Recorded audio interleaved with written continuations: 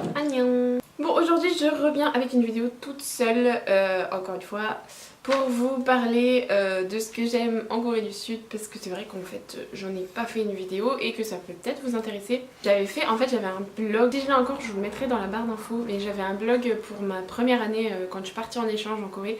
Et j'avais fait, il me semble, un article sur ça. Et j'avais aussi fait un article bilan sur au bout d'un mois, après 6 mois et après un an, savoir si ce que je pensais avait changé sur la Corée. Et il faudrait que je retrouve ce blog parce que je pense qu'il y avait pas mal de trucs dont moi-même je me rappelle plus. Et ce que j'aime en Corée du Sud. En premier, je vais quand même mettre les transports parce que c'est plus ou moins, mais principalement les transports, c'est trop bien en Corée. Vous avez des métros, des bus pour aller absolument partout. Que ce soit dans Séoul où là vous avez vraiment, si vous faites métro plus bus, vous pouvez aller exactement, mais alors partout. Et le mieux c'est si vous devez sortir de Séoul, donc que ce soit pour aller à Busan, que ce soit pour aller à Yeosu-gung, enfin n'importe où, vous avez des bus Gosokbus, donc des bus qui prennent l'autoroute, qui vont très vite et qui sont pas super chers. Il y a le train qui est un peu moins cher parce qu'il est moins rapide. Voilà, et bon, il y a l'avion dans tous les cas, mais le système de bus et de métro en Corée est quand même très bien, très cool. Et même pour sortir de Séoul, en fait, pour aller dans toutes les villes qu'il y a autour, vous pouvez prendre le métro, mais pendant une éternité. Le métro va super loin en fait et c'est trop bien parce que du coup le métro coûte pas très cher. Il me semble que le maximum que vous pouvez sortir avec le métro ça doit être genre 2500, 2700. En plus quand vous allez loin vous avez plusieurs sortes de métro, vous avez soit le métro normal soit le métro express et là c'est encore plus cool parce que du coup ils sautent plein de petites stations où moins de gens s'arrêtent quoi, et donc si vous allez sur des villes vraiment en fait vous pourrez prendre le métro express. Il y a une application pour ça qui s'appelle Subway, ou alors vous pouvez prendre le Kakao métro, il me semble que ça s'appelle, et en fait vous mettez votre point de départ, votre point d'arrivée, et ça vous dit exactement comment vous pouvez y aller, les horaires, tout ça, combien de temps ça dure, combien de won ça vous coûte. Les deux sont en anglais si jamais vous pouvez, vous ne pouvez pas lire le courrier. Je dis plus ou moins pour les transports parce que pendant les heures de pointe, si vous voulez pas vous énerver intérieurement, je vous déconseille de monter dans le métro, surtout dans le bus, mais dans le métro aussi. J'ai eu beaucoup de situations de merde, hein, concrètement dans les transports quand je rentrais du boulot ou quand je rentrais des cours. Bon après c'est vrai que si vous êtes là en vacances, c'est moins grave dans le sens où... voilà, ça durera pas longtemps, j'avoue que moi, au bout de 2 ans, j'aurais envie de tuer tout le monde quand je prenais le métro. Mais essayez quand même d'éviter les heures de pointe, même si c'est facile à dire, parce que quand vous visitez, en général, vous partez le matin, vous revenez le soir, donc vous restez quand même dans les heures de pointe. Mais voilà, et déjà évitez la plage horaire entre 7h et 8h30, c'est une catastrophe, même 6h40 et 8h30 du matin. Et ensuite à partir de on va dire 17h jusqu'à bien 19h, c'est le bordel, hein. C'est vraiment le bordel. Je pense à Gangnam où c'était une catastrophe. À 17h genre on rentrait même plus sur tous les quais, fallait attendre dans les escaliers, enfin c'était une catastrophe. Donc voilà. Deuxième chose que j'aime beaucoup et qui me manque énormément ici en France, c'est la sécurité. Donc vous posez vos affaires sur votre petit siège dans un café, vous allez commander votre café, vous revenez, il y a toutes vos affaires, il n'y a pas de problème. Moi quand je sortais toute seule le soir, des fois je rentrais, je prenais le dernier métro par exemple, donc il était quasiment 1h, j'ai jamais eu de problème, jamais eu une personne qui m'a emmerdé le soir dans la rue. Ça arrive, surtout dans les quartiers comme Itaewon, dans les quartiers où il y a beaucoup d'étrangers malheureusement. Donc voilà, c'est quand même, moi mon retour en France c'était quand même difficile par rapport à ça. Vous pouvez vous habiller aussi court que vous le voulez, hein. Concrètement les Coréennes s'habillent très court. Il n'y a pas une personne qui va vous faire une remarque par rapport à ça. Vous pouvez vous balader le soir, sortir le soir, tranquille, vous pouvez prendre le métro et tout ça le soir tranquille. Vous êtes tranquille quoi. C'est vraiment quelque chose que j'aime beaucoup en Corée. La troisième chose, c'est les magasins qui sont ouverts super tard. Donc bon, super tard, ils ferment en général à 10-11h du soir dans les quartiers commerciaux on va dire. C'est-à-dire dans les quartiers comme Hongdae, dans les quartiers comme Myeongdong, dans les quartiers comme même Gosok Terminal, dans les trucs voilà, où il y a pas mal de magasins.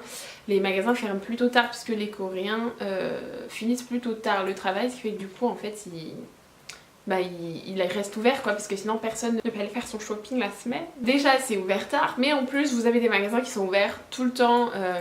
Vous avez les Pionnier Shop, donc les petites supérettes qui sont ouvertes genre toute la journée, tous les jours, n'importe quand. Il y a aussi des cafés qui sont ouverts toute la nuit, toute la journée. C'est pas mal aussi pour les étudiants parce que du coup ils restent révisés super longtemps dans les cafés comme ça. Après voilà, moi j'avoue que je suis jamais restée toute une nuit dans un café, mais par contre quand je finissais le boulot des fois à genre 19h40 il me semble, 19h30 un truc comme ça, et ben en fait je rentrais chez moi, je prenais mes bouquins et j'allais dans le café en fait qui était à côté, et des fois je restais super tard et il n'y avait pas de soucis quoi. Donc voilà, les magasins ouverts tard et ou toute la nuit, toute la journée. Ensuite un truc un petit peu moins non, enfin un peu moins bizarre, mais c'est les parcs. En fait, quand j'habitais à Séoul, il y avait énormément de parcs. Et quand il fait beau, voilà, vous avez envie de vous promener. Vous avez plein de parcs à disposition pour aller vous promener avec plein de trucs différents. Vous avez la Seoul Soup, où là c'est vraiment, vous avez des trucs par rapport aux animaux, vous avez plein de trucs par rapport aux insectes, par rapport aux plantes, vous avez de l'art dans le truc. Ou alors vous avez des petits parcs au bord du fleuve. Enfin, vous avez pas mal de parcs sympa à visiter. Parc, que ce soit des petits parcs ou des grands parcs. Il y avait le parc, comment il s'appelle, le Sokcho Bosu, mais là c'est pareil, il y a tout un parc autour donc qui encercle en fait le Lotte World. Et là le printemps, quand il y a les fleurs en cerisier et tout, c'est trop beau. Enfin voilà, vous avez plein de parcs, vous avez grave de quoi vous promener, vous avez grave de quoi vous poser, et ça c'est vraiment trop cool. C'est vraiment un truc qui me manque, même d'aller voilà, dans un petit parc, se promener, prendre des photos, parce que j'adore prendre des photos. C'est vraiment un truc qui me manque et que je vais beaucoup aimer refaire cet été. En restant sur la nature, je vais vous parler des randonnées en fait, parce que en Corée ils adorent les randonnées, et du coup en fait ils font plein de chemins aménagés, donc c'est super facile de faire des randonnées et de grimper plusieurs montagnes, parce qu'en Corée il y a beaucoup de montagnes, donc vous avez plusieurs endroits pour faire votre randonnée. Mais c'est quand même toujours très simple d'accès et très sympa à faire. Moi j'avais une montagne juste à côté de chez moi, c'était Gwanaksan, et j'aimais beaucoup aller là-bas. J'avais même randonné, quand il neigeait, j'étais toute seule. Et j'y suis arrivée toute seule dans la neige. Donc voilà, pour vous dire, c'est quand même, il y a des chemins qui sont prédéfinis, vous avez des endroits où c'est des escaliers, vous avez tout qui est indiqué, enfin c'est vraiment cool. Et si vous aimez randonner, si vous aimez vous promener dans les montagnes, tout ça, je vous conseille vraiment de vous renseigner. En avant-dernier, je vais dire le prix des restaurants, parce que en Corée les restaurants c'est quand même pas très cher. Que ce soit, bon il y a des restaurants chers, hein, on s'entend, mais que ce soit des restaurants coréens ou des restaurants viande, ou même des fast-food, parce que je sais que McDo est beaucoup moins cher en Corée qu'en France par exemple. Ça reste quand même très abordable par rapport à ce qu'on a ici en France. Où là en France tu vas au resto pour un événement, hein, tu vas pas au resto tous les jours. Il n'empêche que quand vous venez en vacances et que vous voulez manger coréen et tout, moi je vous conseille grave de manger un max au restaurant, parce que c'est vraiment pas cher. Et en dernier, les soirées coréennes, c'est vraiment un truc qui me manque vraiment beaucoup, c'est-à-dire les soirées typiques coréennes. Soit vous mangez de la viande, soit vous allez dans une soupe et vous prenez des petits repas, enfin des plats, voilà, qui vont avec l'alcool que vous achetez, donc en général le soju ou la bière. Et en fait, vous avez une petite assiette avec, ou plusieurs, hein, que vous choisissez. Il y a souvent des trucs de poisson, il y a souvent de la friture. Enfin voilà, il y a plusieurs trucs, mais bon, en gros, vous mangez et vous buvez tous ensemble dans une bonne petite ambiance. Et une fois terminé, vous avez le Icha, donc vous partez pour le deuxième round, et en général vous allez au noraebang, donc au karaoké. Et c'est trop bien comme type de soirée. En plus finir au karaoké c'est cool, moi ça me manque trop le karaoké. Et c'est vraiment bon enfant, enfin j'aime beaucoup en tout cas moi quand on sort avec les copains de Seoul et mes amis à moi.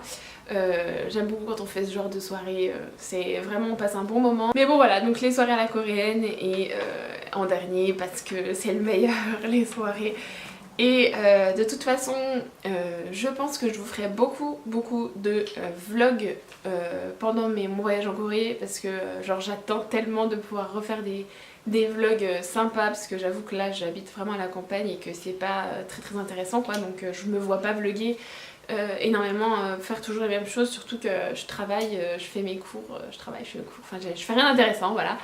Mais quand on va aller en Corée, on va quand même faire pas mal de trucs cool et je vous filmerai un truc quand on fera une soirée et vous verrez. Enfin voilà, donc du coup, je vous attends à la prochaine vidéo et je vous fais plein de bisous, bye bye.